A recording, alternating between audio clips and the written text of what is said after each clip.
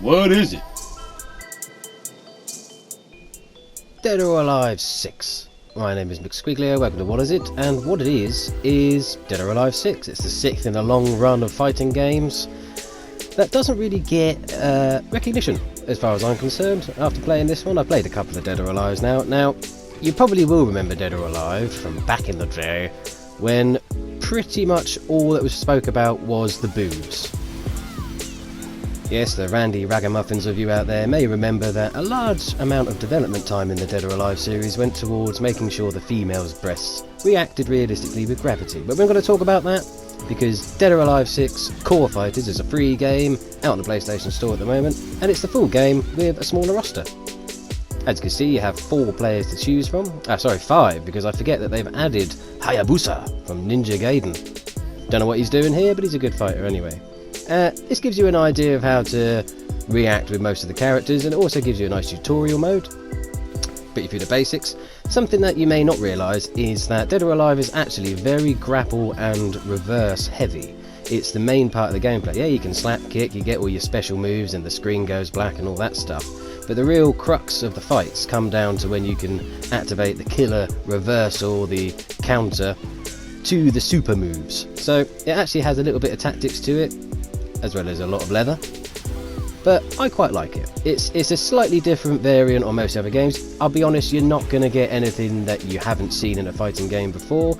You've got interactable environments, you've got all the regular clothing choices, the special moves. The effects and the graphics are very nice, I'll say that.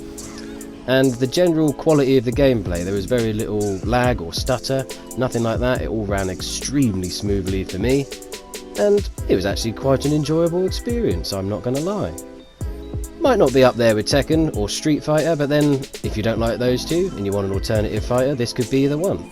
It's more detailed fighting styles, and the variance between the characters actually allow for good difference between the characters, if that makes sense. So they don't feel like typecasts or they are repeated in any way, they don't feel cheap.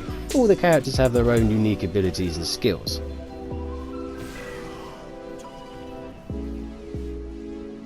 Of course, the boobs are still there with their very much correct geometries, and they react exactly how boobs should, quite frankly. So if that's all you're in for, go for it. Otherwise, there are a plethora of other characters available on the full roster in the full game, which you can buy premium tickets in the free version to purchase said characters. So you could essentially buy the roster if you really wanted to.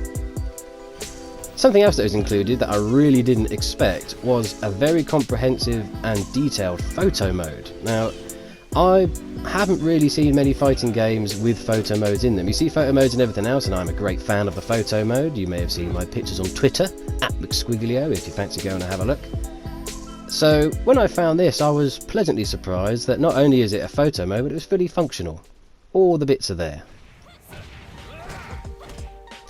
So there you go, that is Dead or Alive Core Fighters, sorry, Dead or Alive 6, don't forget the number, it's very important.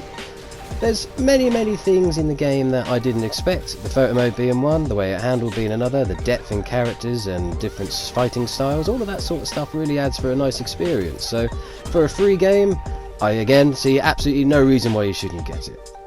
Thanks very much for watching, you've been watching What Is It? I'm McSquiglio, goodbye.